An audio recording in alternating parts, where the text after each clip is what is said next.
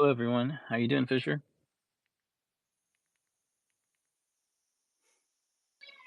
Hi Eric, how are you? Hi everyone.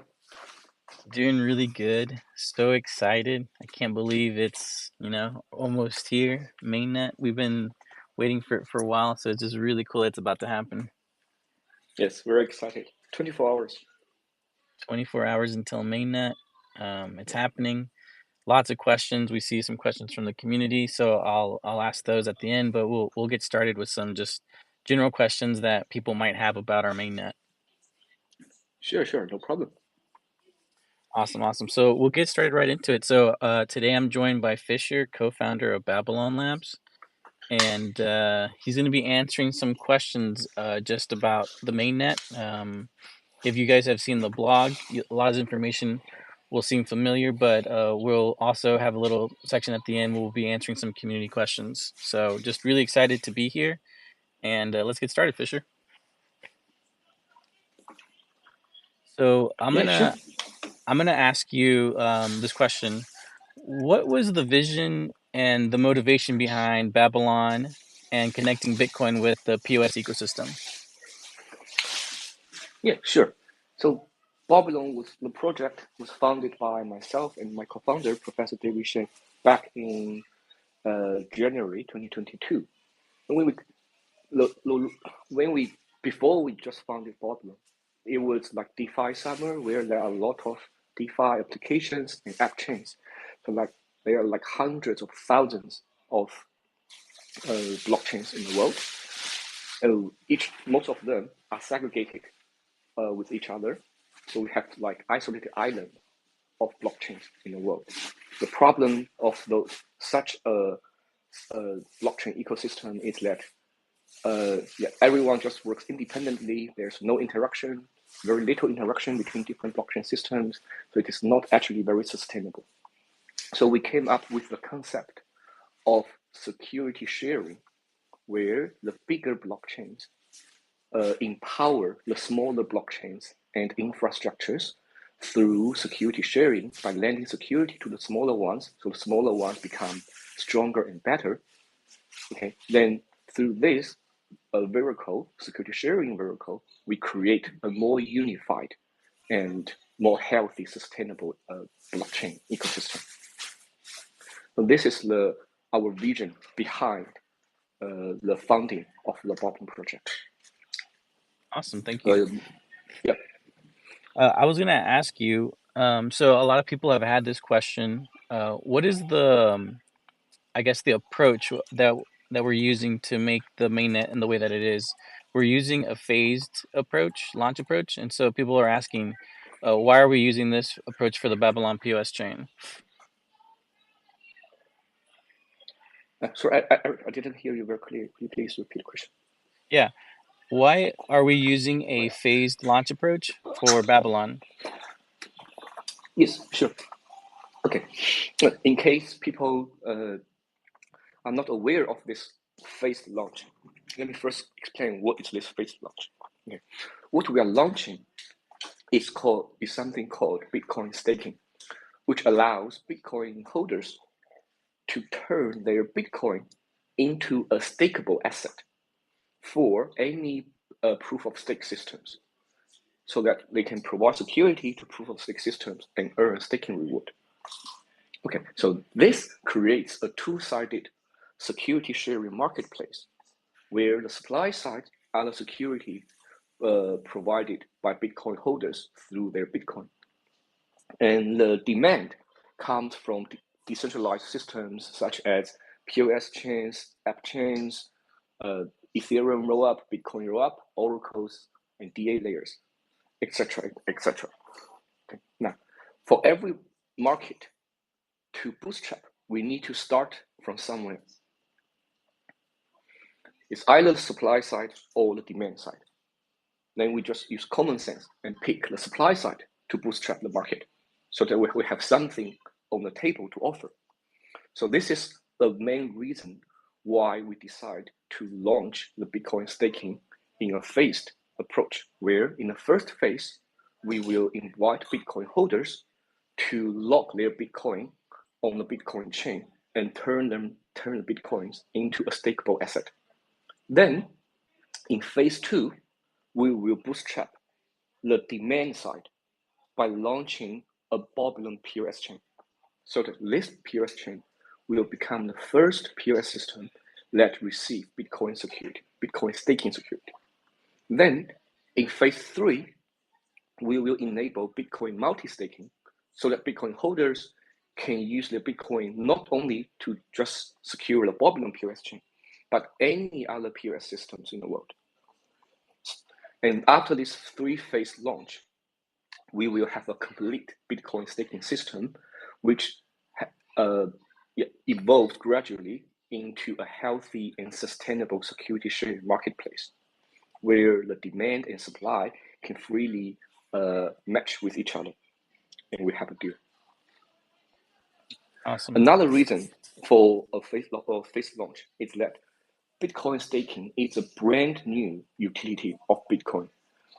I'd argue that Bitcoin staking is indeed the third native use case of Bitcoin. First native use case of Bitcoin is just hold it. Second native use case of Bitcoin is to use it for simple payment. All other utilities of Bitcoin so far in the market, they are not native use cases of Bitcoin because they always need to make some assumptions on third parties. Babylon Bitcoin staking does not require any third-party trust assumptions. So it is the third native use case of Bitcoin. Because it is so significant, we want to enable this use case very, very carefully. So this is also the reason why we will launch the Bitcoin staking protocol in a phased manner. Okay. Step by step. Is it okay if I ask you 2 community questions that have to do with phase 1 and just all the phases right now? Yeah, sure. Any question, please. Okay, so one of the questions that I'm seeing for phase 1 is people are asking for the test net that just occurred. There were some caps, and then it was a cap that was a smaller size for the test token BTC, and then it increased. They're wondering if it's going to be the same with this mainnet phase 1. Yeah, as we already mentioned in our mainnet launch announcement, we will have, so when we launch tomorrow, there will be a 1,000 Bitcoin cap. Yeah. So we will also use a capped approach for our phase 1 launch. And Yes. I guess they're saying so there is a cap, but then they're wondering if it will increase at all, like it did in the test net. Yes, you will increase. Okay, perfect. And then the other question that I see from the community is, do we have a rough timeline of like when phase 2 would be happening, when phase 3 would be happening? Yeah, that depends on many factors. So the primary factor would be how the bootstrapping of the demand of the supply side will turn out in phase 1. So I cannot give you an accurate estimate. But what I can say is that there are many projects that somehow ask their users to lock their asset for like a year or even years, more than a year. That's not our intention. Okay. Awesome. Yeah, I think the community wanted to know these questions, so I'm glad that you were able to answer them. I want to, since we talked about the testnet a little bit, let's kind of talk about that experience for users. Could you provide some participation and user growth insights from the testnet? Yeah, sure. So with BTC staking, we launched 2 testnets this year, testnet 3 and testnet 4.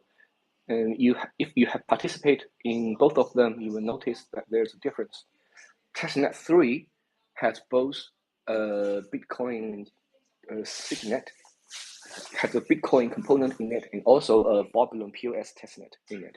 So it is actually similar to what the phase 2 will look like. And then we decided to do a phased launch on the mainnet. So in testnet 4, the testnet 4 mimics the phase 1 launch. So testnet 3 has Babylon chain. Testnet 4 does not have Babylon chain. In testnet 3, it was super successful. We received over 100K stakes within 48 hours of its opening, which will force us to turn it off. Testnet 4 was also super successful. And over the course of about 1 month, we received over 500,000 stakes, which really helped us stress test the phase 1 system. And also, there have been quite a few very technically strong community members that helped us to find bugs and inefficiencies, which we have all solved before the launch. So thank you so much, the Bubble community. Yeah, that was kind of part of my next question. During these test nets, was there ever any technical challenges, if any, that we encountered, and how did we address them? Yeah, technical challenges. Yeah, there are always technical challenges.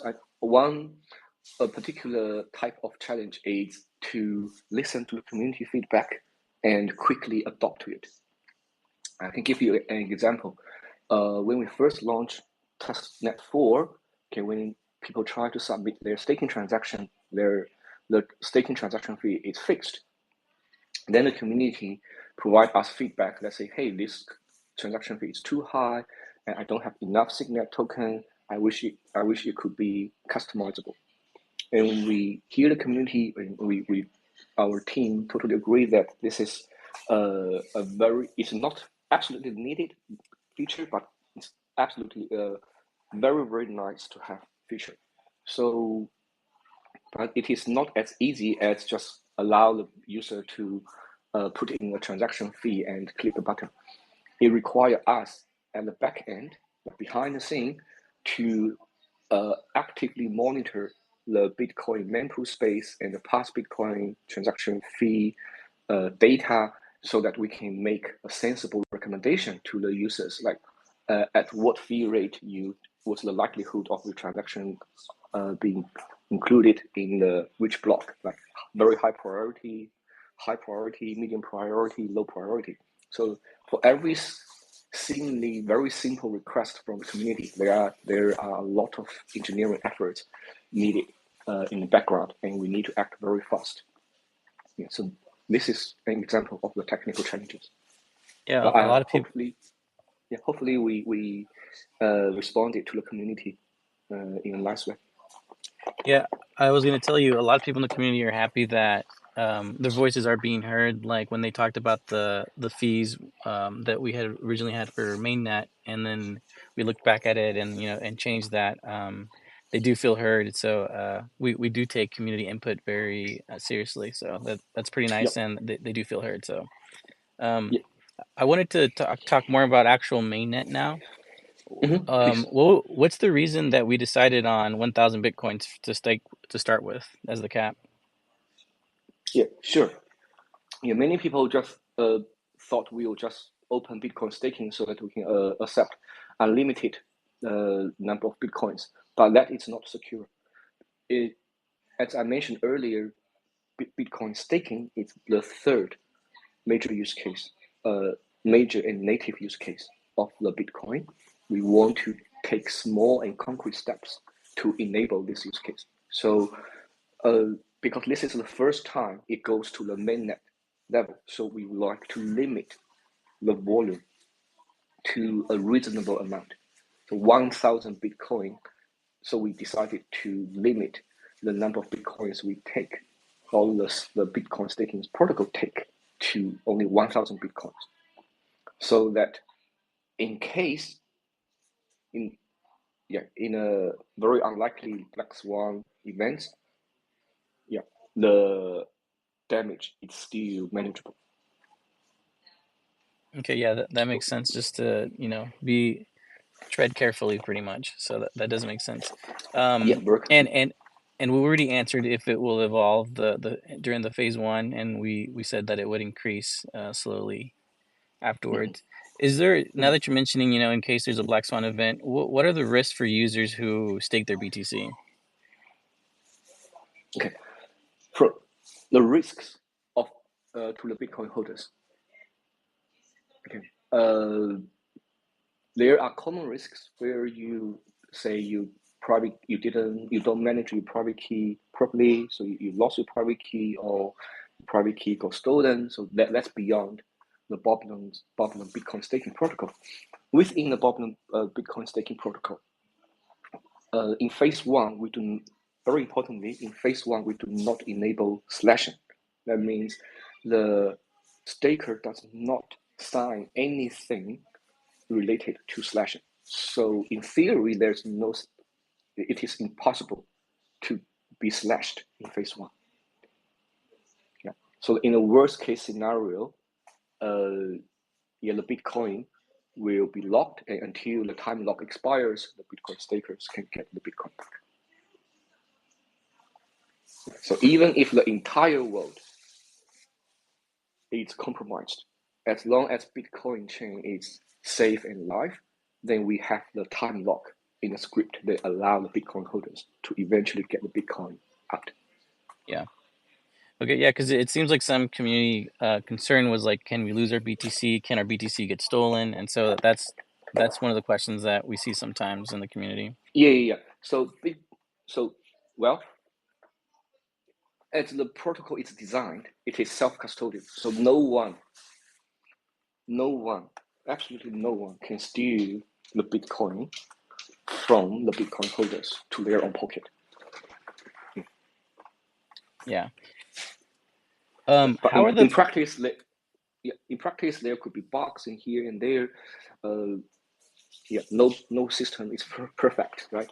yeah But we have done extensive security audits, and both by very reputable security auditing companies and also a public security research campaign through Container. Yeah, and we solved all the issues the security auditors have found. So I would say our code is highly reliable. yeah that was pretty cool that we released those also, those audits. And so we do want users to know that yes, they're still in control of their Bitcoin, and so they're not at risk of being lost and stolen. Mhm. How are the finality providers selected? Could you explain a little bit more about their role and how they are incentivized to act honestly? Yeah, sure. Okay, finality provider is the name for the validators backed by Bitcoin. Okay. In any proof of stake system or in any decentralized system, there are validators. The validators are the ones who maintain the blockchain by proposing blocks and validate blocks and vote for blocks. Okay. In a proof of stake system, validators are chosen based on the stakes they have received. Okay. In Bitcoin staking, finality providers are a special type of validators who receive Bitcoin as the staking asset. Okay. So this is the definition of finality provider at the protocol level. Now, the selection of finality provider. I wouldn't say the Babylon core team selected finality provider. Rather, we just invite all the finality provider entities or validator companies or teams and personnel that have participated in our previous testnets to join the mainnet. So it's not like we have a centralized selection mechanism that only allow our favorite finality providers join. So for anyone who joined testnet 3 and testnet 4 and have left their security contact, we reach out to them and invite them to join the mainnet. And to prevent legal issues such as like any anti-money laundering concerns, we do KYB on those financial providers to make sure we know who we are dealing with. So this is how the finality providers are curated and verified for the mainnet. So Fisher, another question I see about finality providers typically being asked is, hey, we weren't part of the test net. We kind of got late to the game. Is it possible for me to join the set whenever it goes live? When it goes live, means phase 1 goes live or phase 2 Yeah, goes live? Because whenever. the answer will be different. Let's answer both then. Let's answer for phase 1 and phase 2. Yeah, sure. So for a finality provider to join phase 1, we require it to have participated at very least testnet 4, so that we know that they know how to operate a financial provider. So if a financial provider has not participated in testnet 4, it's unlikely that it will be accepted. But it just mean this financial provider will not be properly displayed in our official staking website with its name, public key, and commission rate displayed. They can still accept Bitcoin stakes as an anonymous financial provider, and their public key will still be picked up by our system, so that the staking system will acknowledge the existence of such financial providers.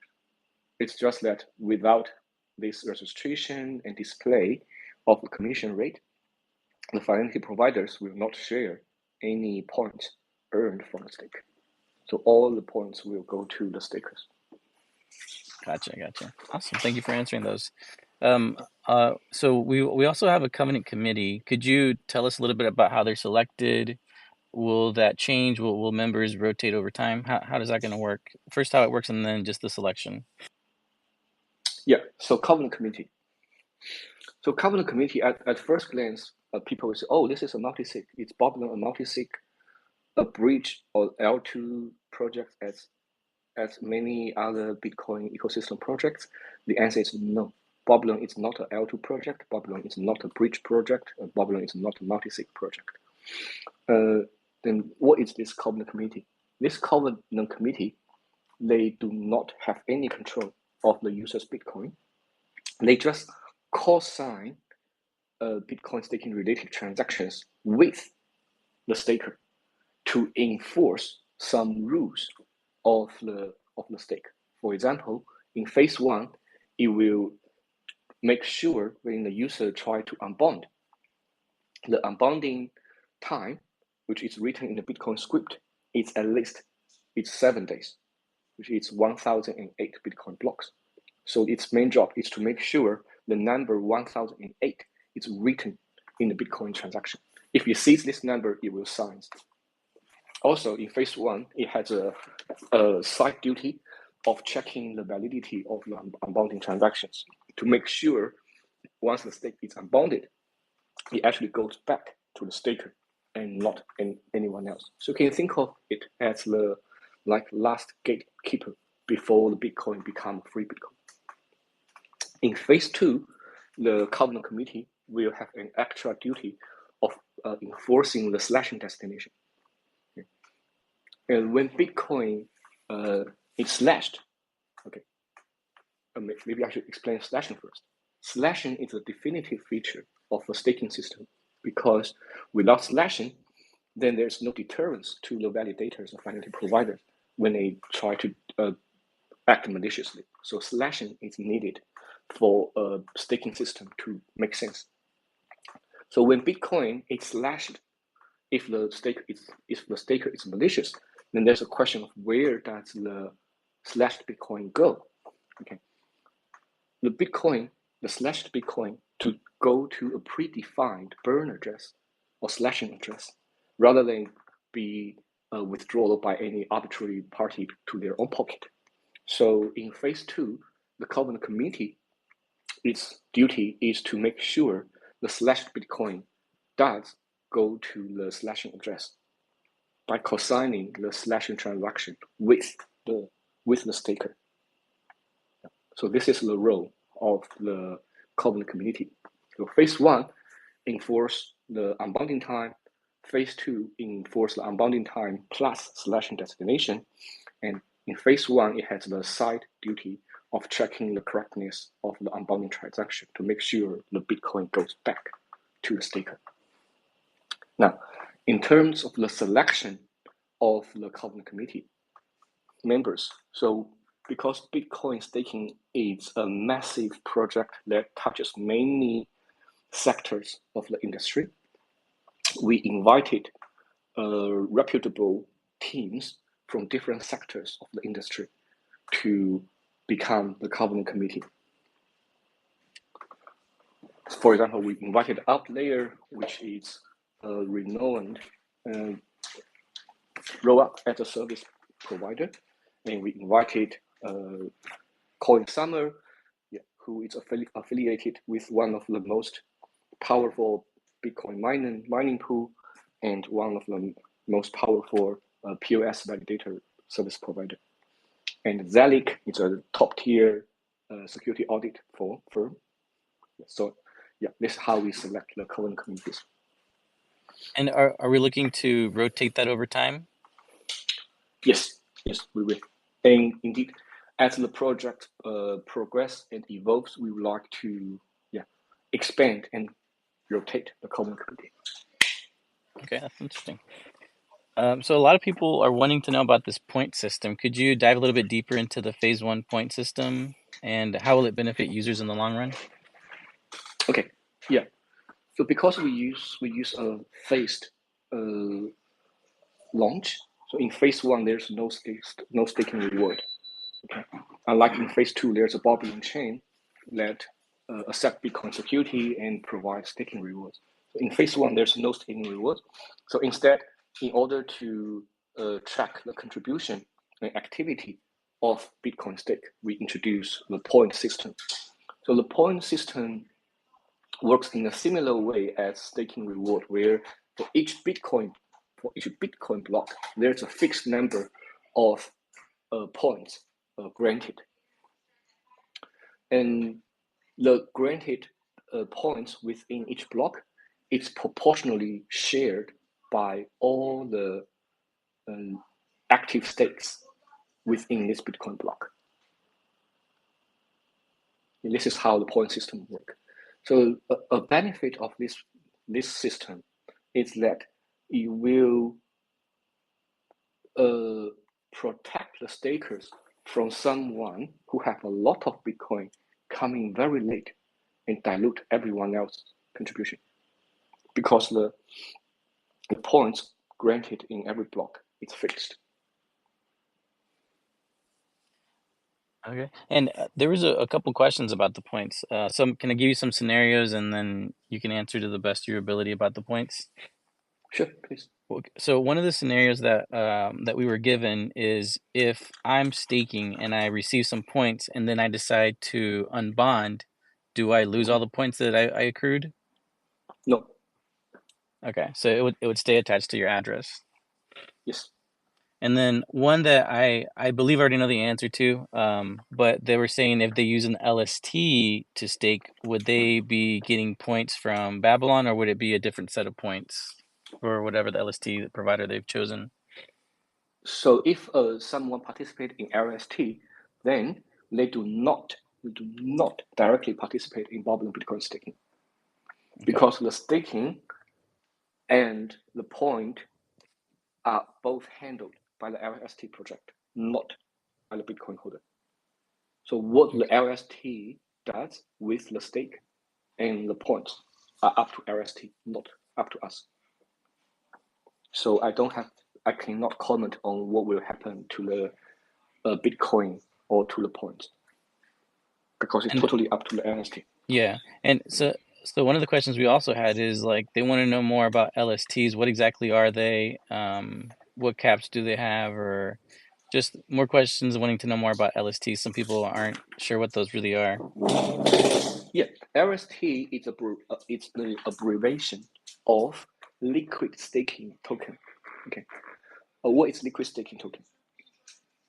When you participate in Bitcoin staking natively, okay, you will lock your Bitcoin on a Bitcoin chain, which means during your staking period, your Bitcoin is not movable, immobile. You cannot use your Bitcoin for anything else. Okay, so it is not liquid; it is locked. So this liquid staking concept will try to release the liquidity of the token instead of making it locked. So the concept is not new to Bitcoin. You can find liquid staking protocols, or indeed a lot of liquid staking protocols, on other ecosystems, such as ETH. Okay. When you stake on ETH, your ETH is locked. Okay. But if you stake through some liquid staking providers such as Lido, then Lido will stake your ETH for you. And meanwhile, Lido will issue you a Lido version of STEs. So that allows you to have this synthetic ETH that you can do other things, which will hopefully work in a similar way as your native ETH. So this is called liquid stake. And then when you want to get your native token back, you return the synthetic token or the liquid token back to the liquidity provider, and then the liquidity provider will give you your native token back. So this is a liquid staking token. In Bitcoin, similar, yeah. So you give you a native Bitcoin to the liquid staking protocols, so they will stake your Bitcoin for you, and you will get some ST, BTC, liquid BTC that you can use in some other smarter chains. And when you want your Bitcoin back, you return those liquid tokens back to the LSD project, then you get your Bitcoin back. Okay, so I have a couple more questions left. I am going to open up the floor in case anyone wants to come up to ask Fisher any questions. So before I do that, though, Fisher, with the release of Mainnet, what do you see as Babylon's biggest challenges, and what opportunities in the next few months do you see for us? Yeah, let me first address the opportunity part. Okay. So in phase one, we unlock the supply side. And in the meantime, our team is working very closely with the ecosystem partners to unlock the demand side. So we have many ecosystem partners who are interested in integrate with Babylon for Bitcoin staking, right? Cosmos chains, EtherUps, Bitcoin rollups, DA layer, and oracles. Okay, so with this opportunity comes with a challenge. The challenge is that the technical stack of those systems are so diverse that in order to create this marketplace so that we allow any of such system to be integrated, there are a lot of design and engineering works needs to be done, both at the blockchain level and at the UI UX level, so that we can bring the best user experience to the Bitcoin holders so that they can freely choose which POS systems they want to stake and secure to and receive the staking rewards. So this is the biggest challenge, and we are working very hard towards that. It's really exciting. So I know that we've talked about the roadmap for Babylon. I know that up ahead, sometime in the future, there'll be BTC data availability, BTC liquidity marketplace.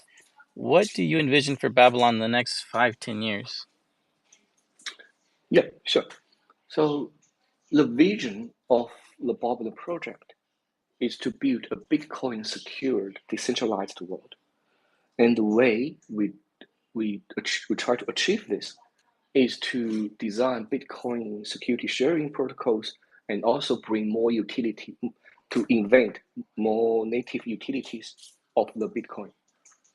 Okay, so Bitcoin staking is just one of our protocols towards this goal. After Bitcoin staking, we will continue to do research and development on new protocols, as you mentioned, like the data availability layer, trustless bridge, Bitcoin liquidity marketplace, and beyond. Eventually, we would like to see Bitcoin to be the cornerstone of the entire blockchain world, and we have a very unified, interconnected, interoperable blockchain world.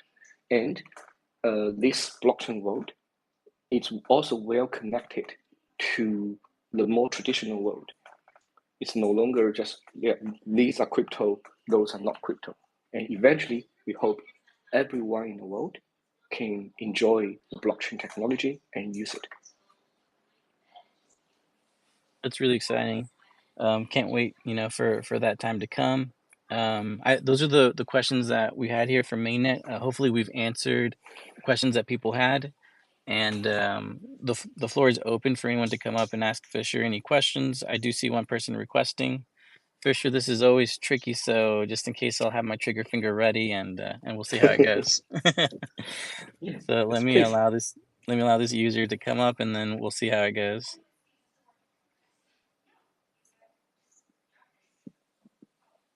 Looks like his name is Manoj, and he's connecting right now. But yeah, I'm so excited. We're only a day away, Fisher. Yeah, cheers. All right, so Manoj, you have the floor. Go ahead and ask Fisher a question.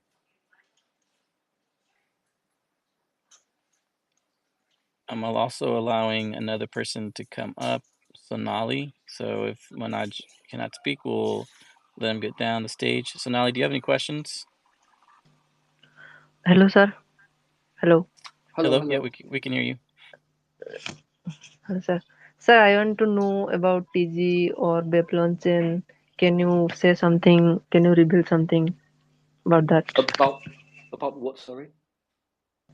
I want to know about Babylon token, upcoming tokens, and about rewards, upcoming rewards, and something about you want to reveal. Can you say something about it? Okay, sure. So in phase one, there is no Boblin chain. Okay, what we are Yeah, going to yeah, launch tomorrow, it does not have Boblin chain, so it does not have any Boblin token. So Boblin token will only yeah, become available in phase two, and the Boblin token will be a POS chain token. So you will have yeah, staking rewards that goes to the Bitcoin holders. Thanks. yeah. So I have a more question. I want to know when it will launch Babylon token. Oh, as I explained earlier, it depends on many factors. One of them is Yeah. how the phase one bootstrapping will go. I cannot give you any accurate estimate of when the phase two will happen. The only thing I can say is that unlike some other projects which ask people to lock their asset for years, that's not what we are going to do. Okay, sir. Thank you for your answers. Yeah, And nice. I want to know, sir, phase one will take how much time? As for your, Are you asking about the length of phase one? yeah, length of phase one. No, How much time it will take? as I explained Yeah. to you, I cannot give you an estimate. The only thing I can tell you is it will not last years. Okay, sir. Yeah, sorry. Thank you, Thank you, sir. Thank Sonali. you. Okay, sir. Thank All right. So if anyone else has questions, you're free to come up to ask them. Yeah, those are questions that the community's been asking a lot, so I'm glad that you were able to answer those, for sure. Other than that, I don't. Let me check the questions here on the chat to see if there's any other questions. Yeah, maybe some people will leave question in a reply. Yeah. The points. Okay, so let's see here. Yeah, we've already answered a lot of these questions. Okay, so I see one that's asking, will we provide a video to show people how to stake? The answer to that is yes. We will be providing a video for a tutorial for you guys to stake. If you're going to be using LST, they also have videos on showing you how to stake via their platform. And so okay, we have James asking to come up to the stage right now, so let me let him in real quick.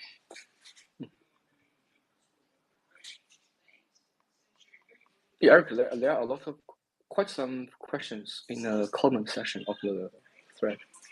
Yeah. Hey, James. Oh,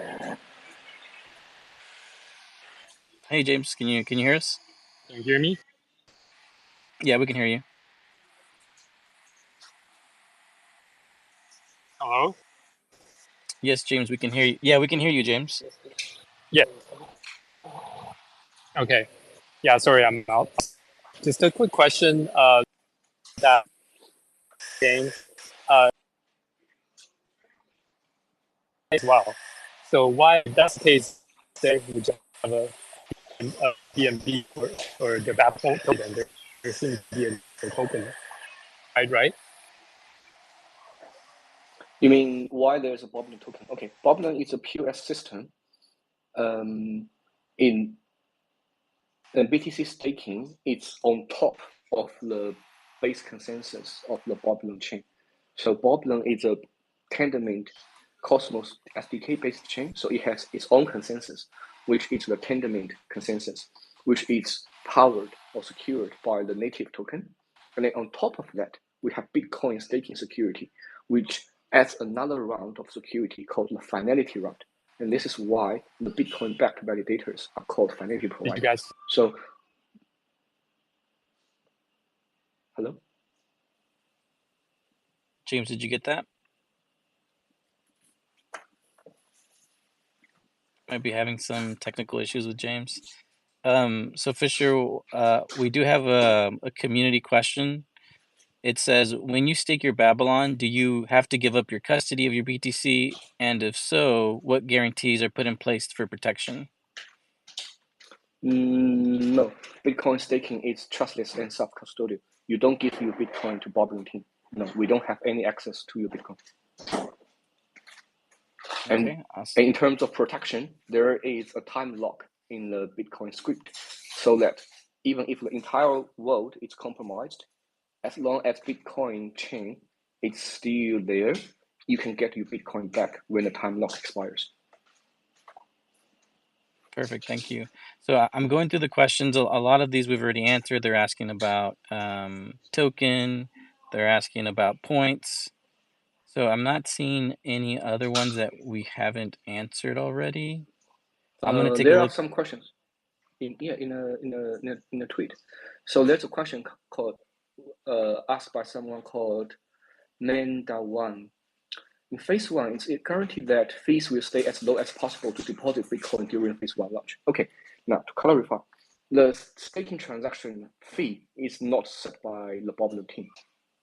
As I mentioned earlier, we allow the user to specify their staking transaction fee. So it's totally up to the staker how much transaction fee they want to pay to Bitcoin miners to get their staking transaction to be included. You can set it to a very low number, or you can set it to a very high number. It's totally up to you. And if already pre-staked through P-Stake Finance or Lorenzo, will our Bitcoin be staked? The answer is no. This pre-stake does not mean your Bitcoin is already staked to the Babylon BTC staking protocol because the staking has not opened yet. It's like, okay. That's right. Yeah. There's no guarantee that those Bitcoin will be staked. So in our Bitcoin staking system, everything is first come, first served. So it's very fair and transparent. There's no special allocation or guaranteed spot for any entity or any personnel. Awesome, thank you, Fisher. Yeah. Another community question is, we observe fees lowered after community feedback, yet they are still fixed. So kind of what we're mentioning right now, would it be possible to make it more dynamic as enabling 3 options? Like, you normally see like slow, normal, or medium. Yeah, okay, so I would like to first explain why it cannot be customizable. Okay. Because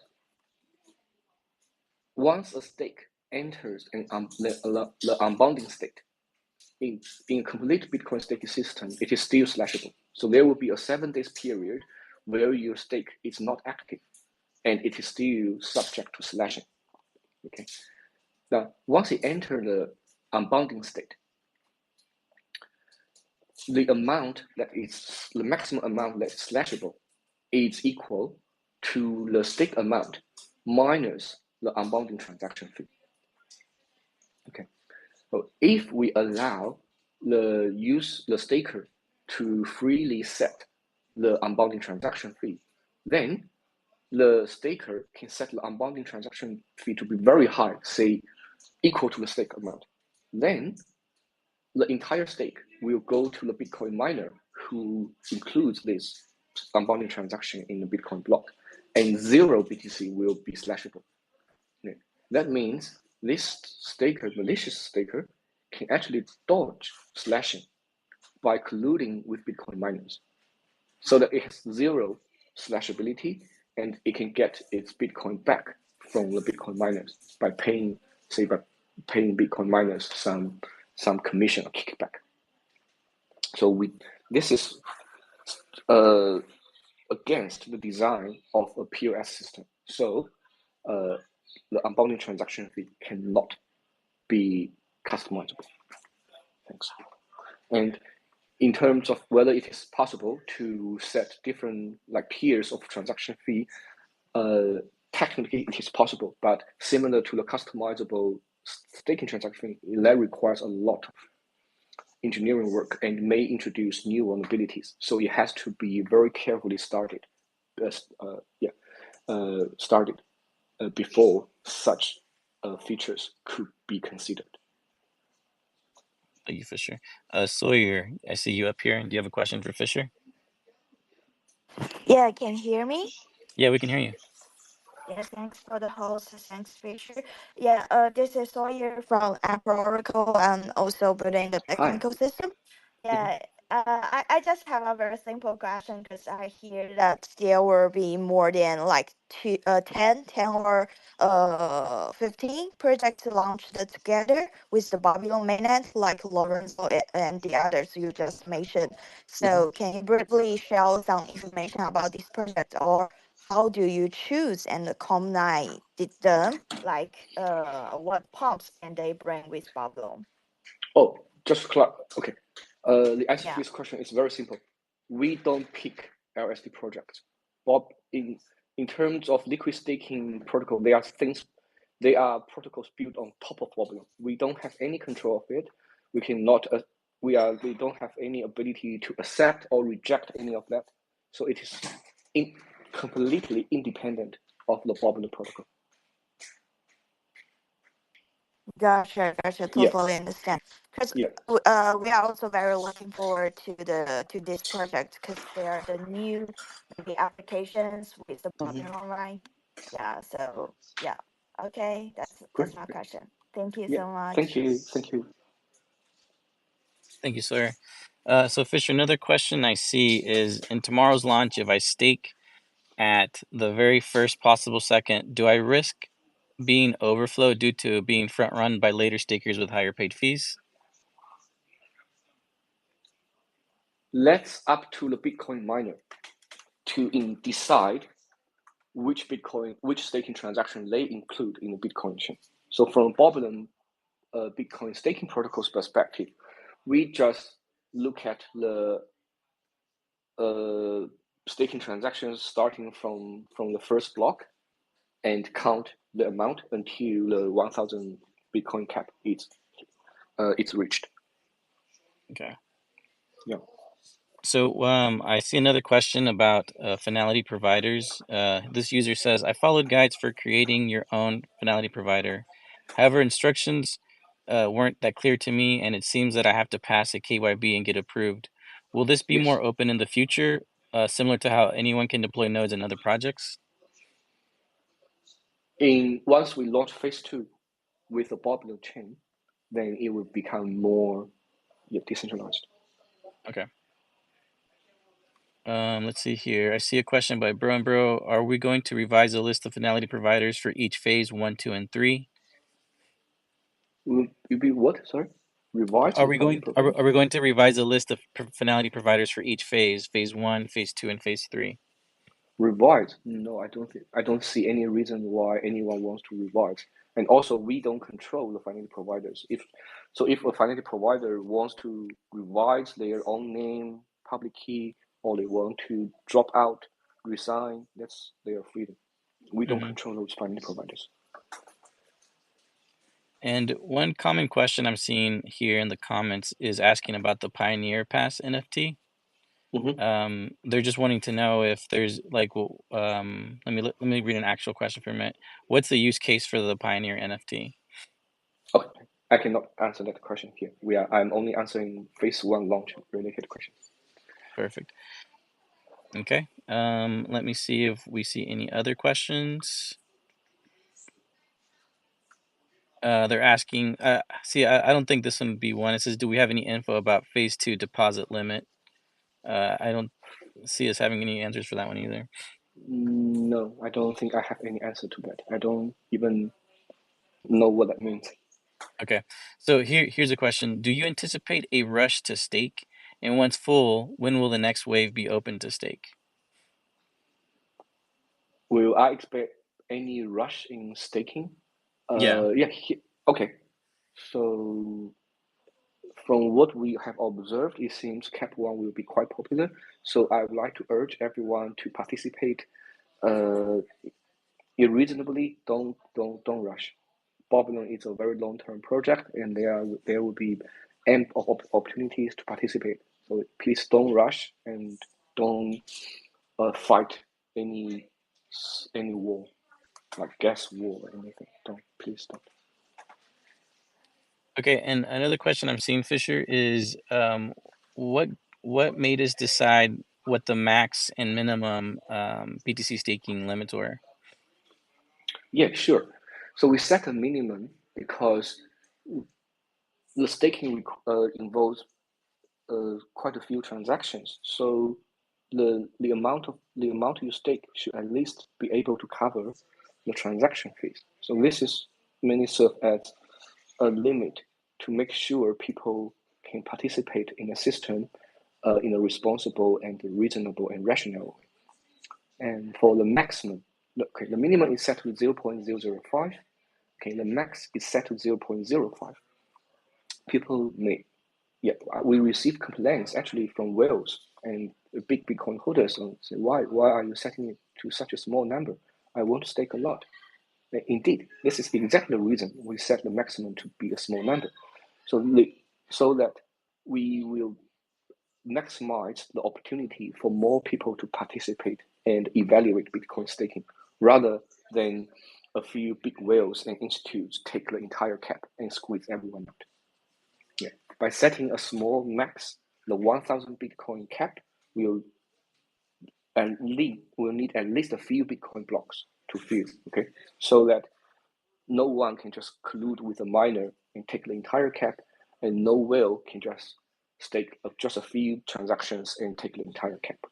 Yeah. So the very small maximum is really to boost a broader and genuine participation from the ecosystems. Okay, thank you. And here's another one I see. Will you be able to stake from a cold wallet? Cold wallet as hardware wallet? Okay, this is a very good question. So far, the only hardware wallet supported is Keystone Wallet through QR code scanning. Please do not use any hardware wallet in any means. For example, you should absolutely not connect your Ledger wallet in any way. Like OKX software wallet, extension wallet allow you to connect to Ledger, okay? But please do not do that. It will cause, if you use any hardware wallet, it will cause your Bitcoin to be permanently not withdrawable. We are working with other hardware wallet manufacturers to make them Bitcoin staking compatible, but at the current stage, you should not use hardware wallet. Yeah, that was a really important question. I'm glad they asked it. Yeah. Okay, I'm let's see here. People have their BTCs and other assets safe and secure with them in their hardware wallets. How would you encourage users to stake their tokens with Babylon? How would you ensure their asset security, and what would be your primary approach to onboard them as users as you can? You mean users who have their Bitcoin in hardware wallet? Yeah. Yeah, so I think it's up to them. First, they should not use their hard wallet to do staking, and if they want to stake, they either have to use our technically savvy command line tools or transfer the Bitcoin to the supported wallets, software wallets. Okay. Yeah, for now, please don't use hardware wallet. Yeah, 100%. Okay, so here's a question on the tax fees. Did we do a study on potential impact of tax fees? Did we look into that before we decided? Tax fees. What's tax fees? TX fees, like transaction fees.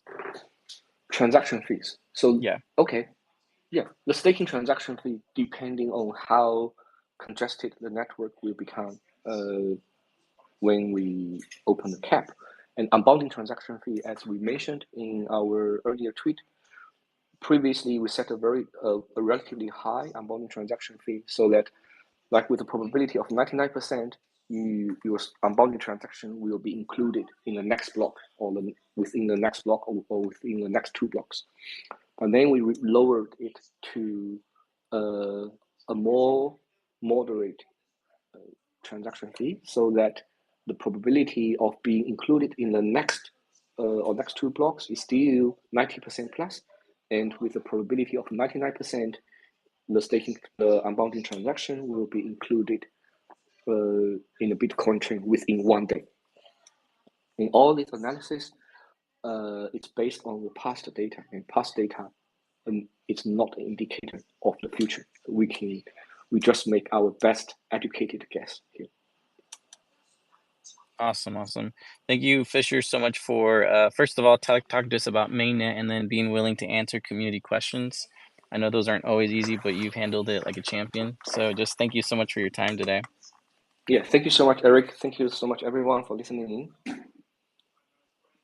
Yeah, it's been a blast. Really excited. We're less than 24 hours away now, so can't wait to see how it goes for us. Yeah. Thank you so much, everyone. All right, everyone. Mainnet, less than 24 hours. Get your Bitcoin ready, and until next time. Bye, everyone. Bye-bye.